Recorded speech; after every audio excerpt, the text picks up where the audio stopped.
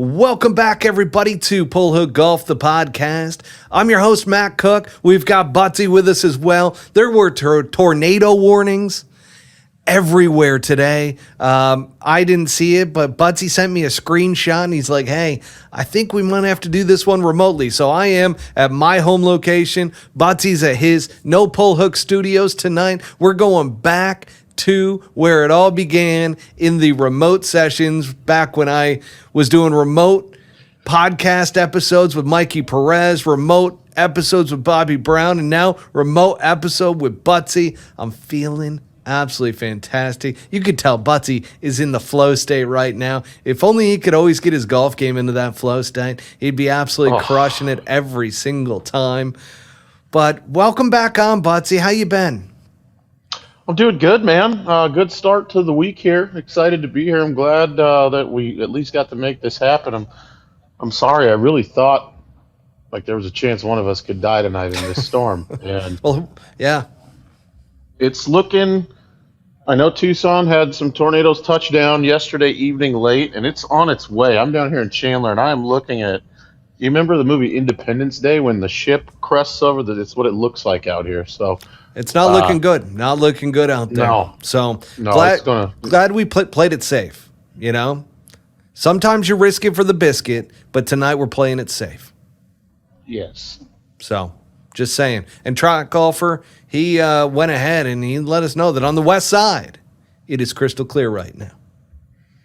Well, yeah. They always get hit last, so. But see, I don't think you would have made it as a weatherman, even though most weathermen normally screw up anyways. So I think that's what Truck Golfer's trying to say. He's trying to say we were a little bit too conservative tonight, but that's okay. Cart Barn guys, now Kyle, he's on your side. He said he went to Fry's, loaded up on water and batteries. How you doing on the toilet paper there, Kyle? We're worried about you over there, so make sure that you stay well wiped. You know, you need that toilet paper. Kyle tends to, I think he probably loads up out there at Papago from the on-course bathroom. I think he's got enough for about 30 years piled up in the house. Smart. I went to Home Depot. I bought a bunch of 20-year food supplies. Oh, wow. Cans? Yeah. Cans, sandbags. I got a bunch of MREs. Yeah, a lot of cool fire logs and stuff like that to stay warm when this thing hits. So we're going to be okay. And we could send somebody for you if it gets bad enough and you're not as well equipped. So I appreciate that. Yeah, that would be great. Now, Nick Novinsky, he says, it's getting dark out here in Chandler. He can confirm. Yep. I think that's just nighttime. I think it's getting nighttime. So, yeah. And here we go. On tonight's episode, we've got the 2023 Paris Olympics golf recap. This is going to be a big part of this episode. Now, the Wyndham Championship, we're also going to preview that, which it is the end of the PGA Tour's regular season. We're about to hit the playoffs. Playoffs. Did I hear somebody say playoffs? Oh, here we go. Swannies Style Segment, of course, the fan favorite, which caught some traction last week with the USA outfits. And then we've got Player of the Year debate. We're going to talk a little Player of the Year action. I know it's still early. There's still some time left for these guys to make a case. All right. And let's give a quick shout out to our sponsor, Swannies Golf. Always bringing the freshest gear. I've got on the Swannies Polo tonight. They've just dropped, by the way, a brand new luggage set. So a duffel bag, backpack, a cooler bag, and then a bag for your golf shoes. So if you're ever invited to go play a country club, don't ever change your shoes in the parking lot. Make sure that you are taking your golf shoes into the actual locker room. And now you can have a Swannies shoe bag to walk in there with a handle looking sharp, looking like you were meant to be there. So just throwing that out there. They've got a brand new luggage set, and you can utilize Pull Hook Golf 25, the promo code. Once again, Pull Hook Golf 25 at checkout for 25% off your entire order at swannies.com. Let's fucking go. Here we go. The Olympics. It is over. It is over. Well, it's not over, but the golf for the men is over. You know what I mean? Mm-hmm. Yep. Yeah. So, Olympic golf podium was Quick breakdown here. Gold medal winner, Scottie Scheffler, 19 under. Woo. Woo. We got Tommy Fleetwood at 18 under, silver medal winner from Great Britain. And then we got the bronze medal winner in Hideki Matsuyama. So real excited about the top three. Let's start off with Scottie Scheffler, who he looked like he did during the Open Championship. I don't know if anybody caught this, but he was just kind of plotting his way along the first 3 days. Wasn't playing great. His ball striking wasn't great.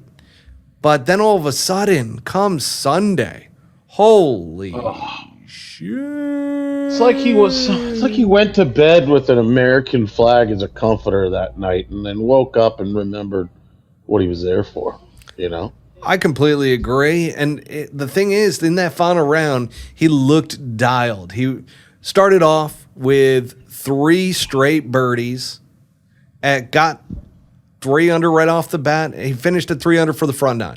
So he ended up parring out the rest of the front 9. But then just decides, hey, you know, I'm Scottie mother effing Scheffler. I give 2 craps if I'm wearing baseball pants out here. And he went out there and he dominated. He went 6 under on the back 9 to shoot a 62 and take the gold.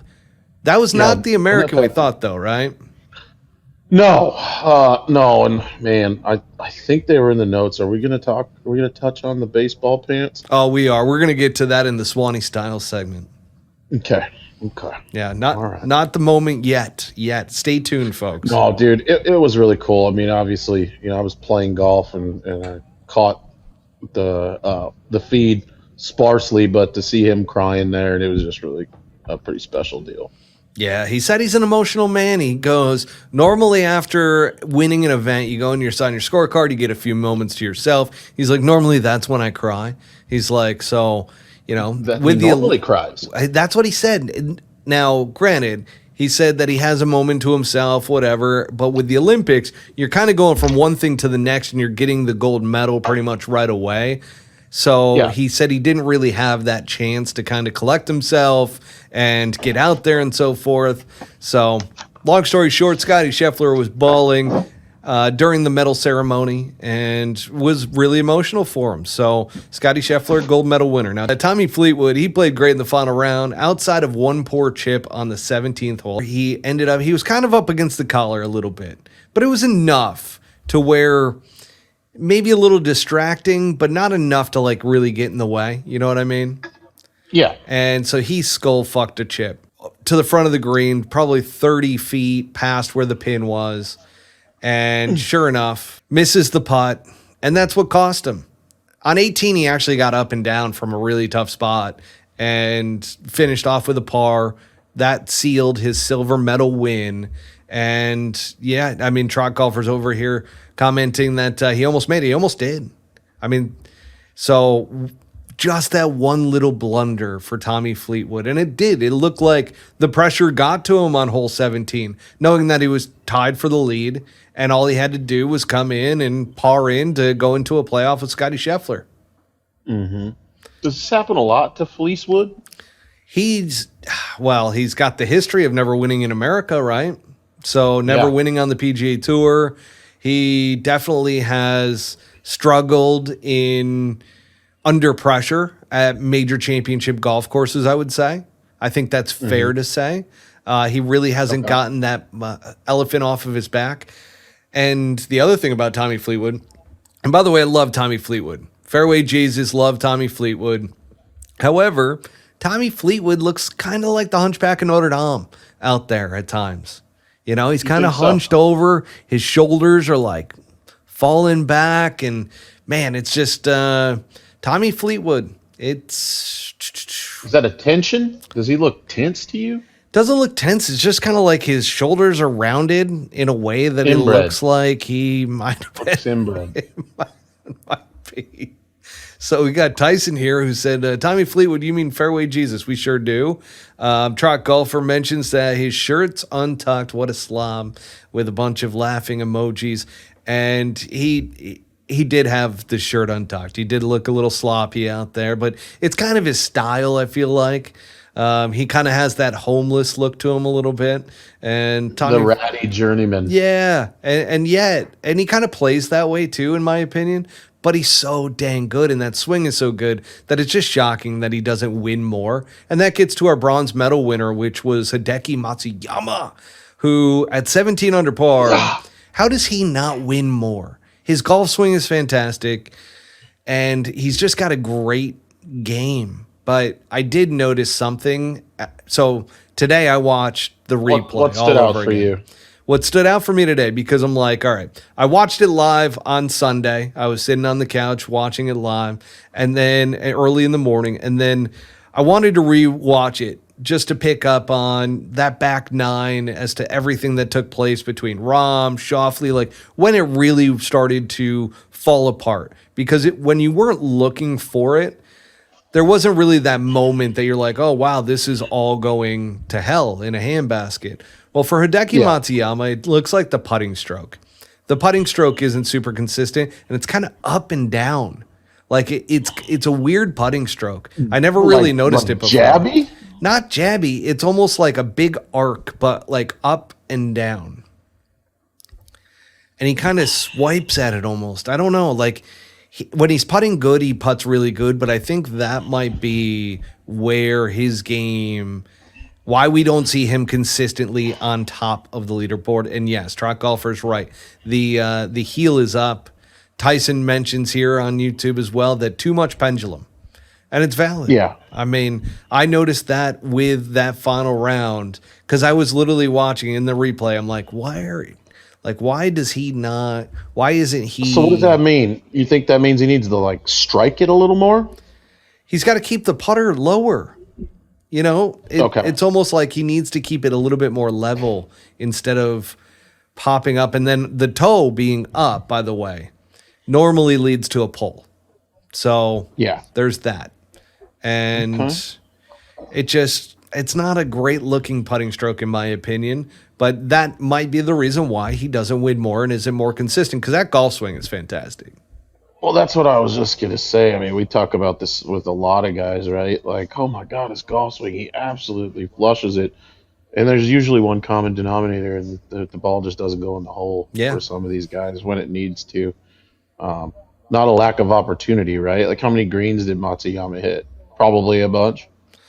He did. He hit a bunch. I mean, he played very solid all week long. So 18 greens every day, probably.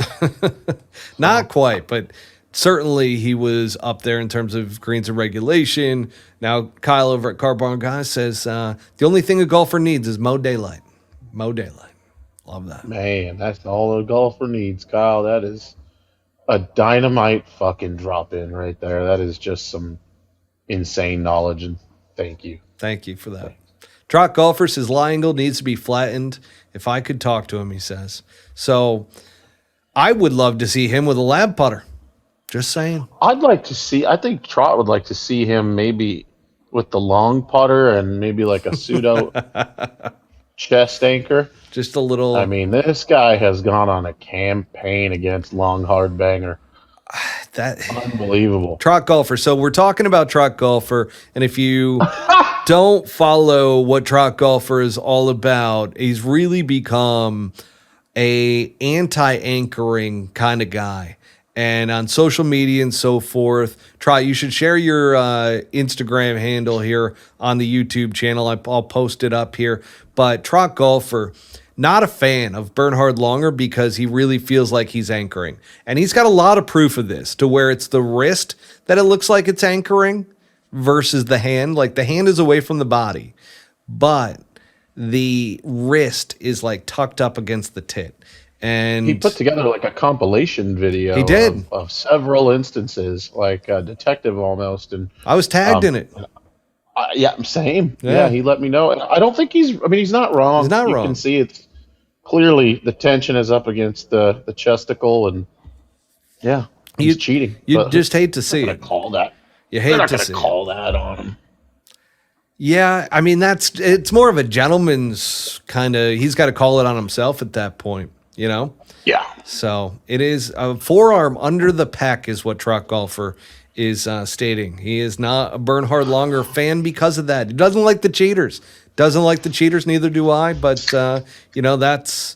that's something that, he's really taking a liking and a real, what is it called? A real interest in Bernhard Langer and where he is at with that putter. Now, let's get into the leaderboard rundown here really quick. Fourth place was Victor Perez. He put up a pretty good run, getting to minus 16, almost medaled for France. He was the local boy from France. You got T5s with Rory and Rahm at minus 15. Mm-hmm. Seventh place was Nikolai Hogegaard with 14 under. Eighth place was Tom Kim at 13 under. You got T9s with Corey Connors, Jason Day, Joaquin Neiman, Thomas Dietrich, and also Xander Schauffele. Now, Xander Schauffele and John Rahm were tied going into that final round. So what the hell happened? Let's get into the real stories from the Olympics. First of all, John Rahm's collapse. Didn't see it coming. Did not. I didn't see John Rahm's collapse, so you'll have to verbally relive that for me a little bit here. Let me break this down for everybody. And in case you guys didn't see the Olympics either, this is going to be really helpful because John Rahm, he was 5 under on the front 9. The second part to this is that on the back 9, he ends up shooting 4 over to finish tied for 5th. Now, I was watching in the replay because seeing it live, once again, you kind of see him go bogey, another bogey, par, bogey, bogey, bogey, bogey, bogey. And you sit there and you're like, man, John Rahm, what the hell? Like, when did this all go wrong? Well, I will tell you, he missed a 3-foot putt. Another one. Remember he missed the 3-foot putt in Live, back in Live Golf UK, but got away with it because Terrell Hatton ended up missing a short putt on the 18th hole. Well, this one seemed to rattle John Rahm. And when he made that bogey, all of a sudden, he didn't look like the same guy. And then he made a couple more, and he ended up getting into a tie for the lead with Tommy Fleetwood. And Scottie Scheffler was just kind of in the background, just balling out and just creeping his way up towards the top of the leaderboard. And John Rahm just looked like he lost that level of confidence that he had. He looked on the front 9, he looked like there was no chance anybody was going to catch him. And confidence is a very tricky thing, folks, especially at that level, because there's levels to confidence. There is not John Rahm is now confident because he won at Live Golf UK, and now he's not going to screw up or anything bad is going to happen to him. Sure enough, it showed that he was not locked in on that back 9, got shook up by that short missed putt. And then once again, if you look closely and watch that replay, which Peacock has a great replay of the final round. I know it's on YouTube as well, I believe. But that back 9, John Rahm was not the same player. And again, to shoot 4 over par after you shoot 5 under on the front 9, gosh, that is a tough look. But it also goes to the fact that these guys were feeling some real pressure out there at the Olympics. Like, this is no longer Zika virus, Rio, where people don't want to go down there, don't want to play because it's the first Olympics. They want to be there. There's some pride behind it. A little Ryder Cup-esque, they want to be there. They're trying to play good. They do now. I still remember, and once again, we talked about this last week, how joke. Jason Day didn't want to be a part of it. He felt he regretted that. Dustin Johnson didn't go. Jordan Spieth didn't go. Rory McIlroy didn't go to the first Olympics. So it wasn't that big of a deal then. And now it's got him back to where you really have an interest and people are representing their countries. And I think that goes a long way to where that's a different type of pressure that they necessarily haven't had outside of the Ryder Cup. I mean, you were right by bringing that up. Now, Xander Schauffele, he just looked like he lost his form. I mean, he looked great early. He had an eagle chance on the 3rd hole, birdied the 4th hole as well, so went birdie on 3 and 4. Then it ran into a little bit of a par streak. And the problem with Xander, with his little par streak, was the fact that he started hitting some mini pull hooks. Did you get that just now in your phone? No. I just got a national weather emergency service alert it blocked the whole screen out. It literally said, "Stay alive. Possible tornadoes in the area." Wow. Hopefully we don't lose internet connection tonight. It's looking. Yeah, sorry about that. That's okay. Watch out in Chandler, folks. You guys be careful out there in good old Chandler. Okay. Now, as we continue into Xander Schauffele, he couldn't hit his fairway woods. His fairway woods were horrendous. I mean, he was pull hook and everything. And granted, it wasn't a full-on pull hook. It was more like a pull draw into the left rough. But he definitely, and it's funny because Brad Faxon on the broadcast talked about how, driver was his straightest club all week long. But you start getting under pressure and you got these shorter holes and you're hitting these fairway woods, which nowadays with all the technology and everything, the fairway woods aren't as easy to hit as your driver. Maybe there was a little bit something there where his fairway woods, he hasn't really hit them off the tee all that often and just really struggled. And then he ended up, missing a short putt on 8. So once again, another guy who missed a short putt, got rattled by it. But that was on the par 3 8th. And John Rahm got up and down and had like a 25-footer to save his par, drains it. Xander's got about a 3 to 4 foot putt, and he was already starting to fall a little bit behind a Rahm. And sure enough, misses the putt, and all of a sudden you're going, oh shit. Uh-oh. Xander doesn't really look like the Xander that was confident at the Open Championship. Like he didn't look quite right, and it just kind of looked like he lost his form from that point forward, and even made a uncharacteristic mistake hitting an approach shot into a green in the water, and he just never really recovered from that. So that's where he dropped down. But I got a question for you. Yeah. Do you think the pressure of Jon Rahm being a live guy and there being kind of this live golf PGA Tour and Xander for the first time kind of being the guy from the PGA Tour side, and after John Strong's start to where after the front 9, he's got a 3-shot lead over Xander, do you think that Xander might have felt the pressure there from John and never really recovered? I think absolutely, dude. It's like impossible to say that that's not true. For sure. And I think in a lot of ways, because they were in the same group together, that they were like, I think Xander felt that pressure from John first before John collapsed. Mm-hmm. And correct. Xander kind of fell off form. And then John just fell apart. I mean, that was tough to watch. Said, Natty. Xander's brand new to the being the guy party, right? Now he's the guy. And probably a little more weight on his little baby shoulders, I'm sure. Definitely. Now, as we move beyond those two guys that are really around the real story of this whole thing, there's one more storyline, which is what could have been for Wyndham Clark. Because Wyndham finishes at 11 under, okay? He's T14. Not that big of a deal, right? But he started the Olympics going bogey, double, bogey. So right off the bat, he was 4 over par. Not only that, but he played the second hole 4 over for the entire week. So if you remove if you remove that poor start and you remove that second hole, he's tied for the bronze medal with Hideki Matsuyama. Yeah, I don't know. I don't like Wyndham, so I'll just leave that there. Not a big Wyndham fan. I don't like his face. And I don't know what it is about it. He's probably a great guy, but just not a big fan. Not a big fan. My follow-up question was going to be, why? Why don't you like him? Was there an instance? Was there something that happened? But you just don't like his face. I just think he's like, it's like new money almost on PJ Tour. He just kind of comes across as kind of a cocky dude, even though he really probably isn't. I don't know. You just see some people and you're just kind of like, I just don't really, just kind of a twit. You know what it is? It is his Masters comments. When he made those comments about live golf. That I can tell that certainly would have rubbed you the wrong way.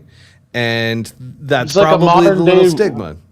Like a modern day, Rory Sabatini. So if you will. Tyson here off of YouTube says that he hates Rory just like how you hate Wyndham Clark. I hate Rory too, so thanks.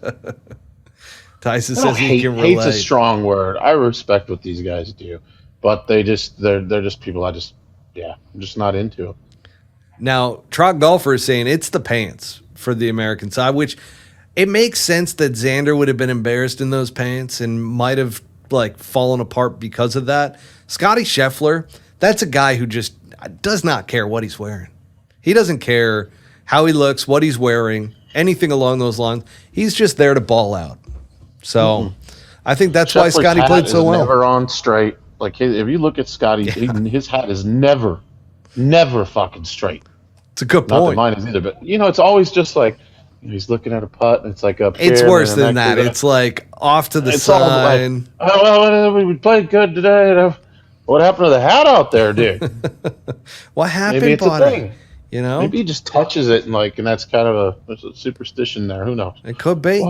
Certainly Scottie's could be. a guy I look at Scottie if he never opened his mouth and set up next to Wyndham, and I just look at Wyndham and I don't know. I just don't fucking like you that much. I don't know. You're probably awesome.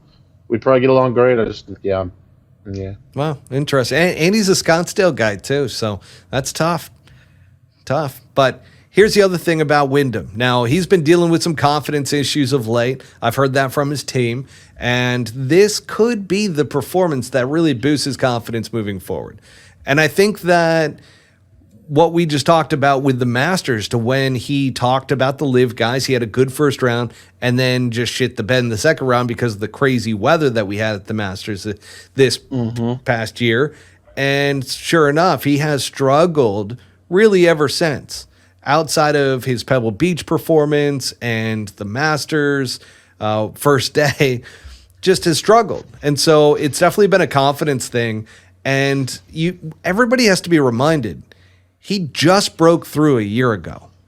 Correct. Right? And that's part of the deal, though. He broke through, but as soon as he did, he got very, very high on the horse, it seemed like. That's fair. You don't have to agree. I know you don't agree with that. No, that's fair. I mean, it's a fair take. Whether or not I agree with it or not. Probably run into him at Costco tomorrow. And it's so good to meet you. My God, you're one of my favorite ones out there. But just while we're sitting here bullshit, I don't know. But I do think that golf needs him because he is that kind of cocky personality. And I wish that he hadn't faltered when he started to be himself. Because you really started to see the personality, kind of that sports jock. And we talked about that a little bit last week as well, about how we wanted people to see the real side of golf with this podcast. Yeah. The trash talking and all that. And Wyndham has done it publicly to where all of a sudden people were like, whoa, what is this? Like, this isn't normal. This guy's cocky and arrogant and this and that. Kind of like how you took it. And I kind of took it as, this is just the normal bullshit, trash talking and so forth. Has the tornado hit your place? I'm hearing some big rumblings. Yeah, I heard that one. Jeez, stay safe up there, okay? Now, what if you just saw the fucking feed get wiped out? Just gone completely. There goes Buttsy. He's like little Tonto, just getting taken away. Yeah, and Trot, you're right. So here's the thing. Trot says Matt's holding on to Wyndham. I am. I am holding on to Wyndham. I like Wyndham. He loves Wyndham. I like his game. I really do. Yeah. I think it's a strong game. He's a great putter, and eventually that confidence is going to come back. He's going to figure it out. But again, That's just an East broke Coast through. Guy, though. That makes sense. You're an East Coast guy. That makes sense. All right. You would love Wyndham. Let's move into. We're stuck on Wyndham. Let's go. Let's go from Wyndham to the Wyndham Championship preview. You see that segue? That's a professional segue right there, folks. Wow. Going from Wyndham Clark to the Wyndham Championship preview. No edit necessary. None. Right there. Bang. Wow. In your Great face. work. My pleasure. Now, this is the final regular season event on the PGA Tour. Are you absolutely juiced for the FedEx Cup? A little bit. Yeah, I don't know. It's taken me a lot of years Not really. to finally start getting into the FedEx Cup. And I feel like I'm not there yet. Maybe when the first event happens, which this year there's going to be a really cool first event. Actually, I'm sorry. Not the first event, the second event. The BMW Championship, you know where that's going to be at? No. Colorado at Castle Pines. Let's fucking go. I'm so pumped for that event. Absolutely pumped. Castle Pines is a dope spot. We should go to it. We should go to it. Gosh. Let's go to it. We can make that happen. We could probably get some tickets. We know some people. I got to reach out to, well, you know what I want? I want the media passes. So I'm going to hit up the PGA Tour and apply for a media pass. Pull Hook qualifies, right? As a we do. It's just whether or not they're going to let us. They're going to grant it? Yeah, because we've talked a lot of shit on this podcast. And, I mean, but rightfully so. We should. Like, there's got to be somebody out there that's talking, you know, the real shit that goes on. So it is what it is. It's been without too much color. It's been pretty clean. So, yeah. Now, a quick word from our sponsor. Swannies is here with a fresh take. Performance-based materials are a given these days. But if you're looking for the stretchiest and most lightweight pieces that deliver a look that says, I'm here for a good time, take a walk on the Swannies side. With fabric sourced from recycled plastics and designs sourced from our very own weekend warriors, Swannies is looking out for both our planet and those that need a little style to boost their drive another 15 yards. Premium looks from top to bottom at swannies.co. A compromise between what your ego wants you to do, what experience tells you to do, and what your nerves let you do. Dynamite, Kyle. Wow, Kyle's on fire tonight from the Cart Barn guys. You can tell this guy has been playing some good golf. His mindset is there. Oh my God, where is he finding this shit? I'm telling you what, I feel like that is off the top of his noggin right there. Oh, no fucking way. Too many apostrophes in there. Yeah, you're probably right. It's too well written. It's Chat GPT for sure. All right, now God. with that said, we'll get into the full FedEx Cup preview next week, as well as Live Golf for the Greenbrier event. But again, this is the final regular season event on the PGA Tour at the Wyndham Championship preview. Last chance for FedEx Cup points, last chance to get in. And the previous winner. Now, do you remember last year, this was when Lucas Glover broke out and he ended up winning the event, and he started all of a sudden, like, he could putt again for the first time ever because of the lab putter. And he made a run for the Ryder Cup and so forth. So this is a fun event. It is at Sedgefield Country Club in Greensboro, North Carolina. Designer, Donald Ross. And yeah, this is going to be another one where, you know, it's a shorter course. It's par 70, 7,131 yards. But Donald Ross, we know about Donald. He's got the tricky greens and very strategic bunkering. That is common on Donald Ross golf courses, and it is no different here at Sedgefield Country Club in Greensboro, North Carolina. So we got an event in front of us in Greensboro, North Carolina. Go ahead, give me the Greensboro, North Carolina. Sedgefield Country Club, Greensboro, North Carolina. Sorry, we got a little action there in the feed. Oh yeah. We're losing visibility from the porch here. Okay, we're gonna be okay. You're gonna be all right. You might be chewing on some dust here in a bit, but Trot's giving Kyle some props. You know, Trot Golfer said a bunch of nobodies in this. Dreams will come true this week. Well, we do have some. Valid. We still got some. So here's the field analysis. Let's go over our field analysis and betting odds. I'm putting these two together this week. We've got Sung J M at plus 1,200. He is the leader coming into this. I believe he's 9th in the FedEx Cup points, if I'm not mistaken. Only one in the top 10. Then you got Billy Horschel and Siwoo Kim at plus 2,200. Brian Harmon, Shane Lowry at plus 2,500. Cam Young, plus 2,800. Aaron Rye and Davis Thompson, plus 3,000. Christian Buzadenholt and Akshay Bhatia, plus 3,500. Cam Christian Davis. Butthole, what'd you say? Oh, yeah, Christian Butthole. Cam Davis and Jordan Spieth at plus 4,000. We got Keegan Bradley and Kurt Kitayama at plus 4,500. Thomas Dietrich and Minwoo Lee at plus 5,000. And then Luke Clatton at plus 5,500. That's the amateur from FSU. Okay. You like that field? I got the Sanjay, if you're going to ask me. That's who we're going with.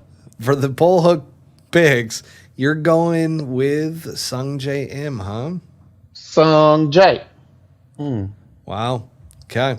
So Kyle over at Cart Barn Guys, he's going with Thomas Dietrich, who played well at the Olympics. I like that pick. We got Trot Golfer going with Down Syndrome Billy H. That's just not right. That's just not right. I'm going to win. Now, I'm here to win. I'm going to go with Aaron Rye. Okay? Going with 2-glove Aaron Rye. I like Aaron Rye this week. He's been very consistent, and I'm hoping he breaks through for the first time. You know, I don't see Sung Jae winning this golf tournament. I don't know what they're thinking with putting him at the top. This is going to be one of those that if I post this on Instagram that I said Sung J M can't believe that he is the favorite for the week, you know he's going to fucking win if I do that. Well, please God do it, because I'm throwing cheese on Sung Jays. Never mind, I can't say that. So I might throw down just a clip on Instagram so that he wins for you. Thank you. How you feel about if that? you would be so, I think that would be really nice of you, man. Think that would be good? If you could bless the entire world with your ability to navigate the winner, that would be pretty cool. Got another one. The road to success is always under construction. That's God. Once again, folks, Kyle from Cart Barn Guys is becoming a staple here right now. Just absolute gems coming out of him. And Trot Golfer says that Joseph Highsmith is the dark horse. Ooh. Like that. I like that a lot. All right. Joseph Highsmith. Okay. Now we're moving into the Swannies Style segment here, folks. So the question I can't is... see your shirt. I can't see that tonight. You're going to get closer to the camera. No. Hang on. I got you. We got Zoom? I got you. Wait for this. Let's see this. Team USA. Wah, wah, wah. The question I have for you is, did Team USA, after seeing them out there all week, did they have the worst outfits of the week out of all the other countries? Did. Look at Wyndham over there looking like the antagonist in Top Gun 2. Just can't even fucking stand it. Ugh. Oh, that's awesome. The antagonist. He looks like the Iceman. Yeah. He's the guy. Yeah, he's Iceman. He could also be Goose. You know, it just depends on how you look at him, really. Now, with that said, with the U.S. potentially having the worst outfits of the week, what was your thoughts on the Aussies? Bam. Good looking outfit right there. God, I knew you were going to say that. I wanted you so badly to say that. The coach of the Oregon Ducks right there. Look at that. I gotta tell you, I actually liked it. Everybody was shitting on him because he had his hair up and everything with the visor, and the bright yellow with the green. But I liked it. I thought it was a solid look. The visor could go. I'm not a big visor guy. Like he's gonna run down the dock and scream at somebody like he's the rowing coach for Oregon. Oh, that is a really good call there. It is fantastic. Really like that a lot. Now, let's get into the Team USA pants, okay? That's our next talking point of this. Have you, the question that I have, okay, and I'm going to bring this up as well, because if you look at Scottie Scheffler, the side of his pants, there is white stripes with red going down the middle. And the question that I have for you, when was the last time you wore pants with stripes down the sides? Look, I understand the homage, but it's homage paid from a foreign company trying to manufacture what the United States is. And obviously, baseball is the American pastime, so let's put him in some baseball pants. I get the theory behind doing that, and I don't know if I'm right about that. I could be completely wrong, but that was my first thought when I saw it was, okay, that's homage to American baseball, and it's the American pastime. Let's put a stripe on the pants that looks like old baseball pants from the 20s on up. So yeah, you sent me a text over the weekend saying, did you see those horrible baseball pants? And I'm like, I haven't seen or worn pants like that since probably Little League. So I am not a fan. Baseball pants. Yeah, they're baseball pants. They really are. You hate to see it out there on a golf course. Yeah. Not a fan of that at all. So yeah. No, it looks stupid, dude. You look like yeah. Isn't that what the dude in Home Alone, the guy that ran the elevator, wasn't he wearing pants like that too? Bellman. Remember? Yeah, good Bellman wears the gold. Those are Bellman pants. Yeah. Oh, it's a good point as well. Maybe New York City. Yeah. You know, Jay Lindenberg was like, Home Alone too. Yeah. Yeah. Was that Home Alone? Really digging into that. Yeah. Was that Home Alone Lost too? in New York. Yeah. Lost okay. in New York. I was making sure that was the one in there too. Yeah. Sure do. Now, I almost choked on my own spit. Let's get into the next part of this episode, which is the Player of the Year debate. Is this over with right now, in your opinion, between Scottie Scheffler and Xander Schauffele? There's a debate about that? There was, I believe, before the Olympics. People were saying, man, Xander Schauffele has the better of the 2 years because he won 2 majors. Even though Scottie has won 5 times, he's got the 2 majors. So efficiency. What do you think in terms of who's had the better year so far? Who is the player of the year as it stands right now? It's not even close, man. We never had a conversation comparing Xander to Tiger. We did that with Scottie this year. If that's even in the room, well, there you go. Enough said, in my opinion. I'm with you. Let me break this down for everybody so that you understand why Scottie Scheffler by far has had the better year. First of all, he won the Masters. He won the Players, which is basically the 5th major.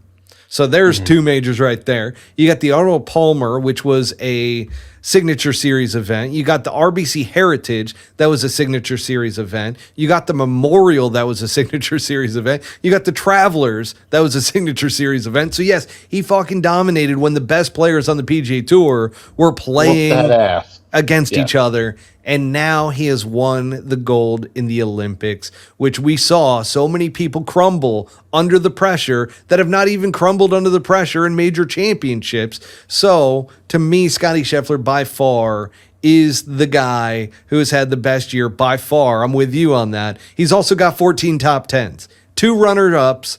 And then if you look at Xander Schauffele, yes, he's won 2 majors, the PGA Championship and the Open Championship. He's got 12 top 10s, so he's got 2 less top 10s than Scottie Scheffler, and he's only got 2 runner-ups, just like Scottie Scheffler. So if you look at the contract behind the if you look at the actual stats behind the 2 players of their resumes this year, Scottie Scheffler, no doubt. But that leads me into my next question. What if Xander wins the FedEx Cup or wins multiple events leading to winning the FedEx Cup? I don't give a shit. Is this a question yet again, or is it still Scottie? No, and again, you asked me early on, are you excited for the FedEx Cup? I've been jaded the entire season. I've said this every episode. You still don't have all of the best players in the world competing for that title. There are still some of the best in the world over on Live. It's just like, I don't know. I'm excited. I'll watch it because it's good golf, but it's not golf 5 years ago in the same dynamic. You know what I mean? It's just not. Okay. Fair enough. I've gotten recently more into the FedEx Cup. I do think that Xander Schauffele, if he goes on a run, I think it becomes a conversation again. However, I'm still with Scottie on this one. I think Scottie has done enough this year to where there is no Xander Schauffele being player of the year this year. even if he goes on a run. So we're on the same page there. Same page. Might seem like a weird page, but we're on the same page. It's a page nonetheless. It's a page nonetheless. Shit. All right, that's all we got. That absolutely wraps up this episode. So, folks, next week, we got an awesome episode. No, it's not an Olympics recap like this week. It is the FedEx Cup preview show. And if Buttsy, my goal for next week is to get Buttsy so fired up for the FedEx Cup. And if he doesn't, then I failed, and we'll be really pumped up about Live Golf Greenbrier because we got that next week as well. So FedEx Cup starts next week. Live Golf Greenbrier next week. Thank you, Swannies. Once again, folks, they've got a brand new drop of luggage. It is awesome. It's all black, really sick. And you can go to swannies.co, utilize promo code PullHookGolf25 at checkout for 25% off your entire order. Once again, at swannies.co. See you, everybody.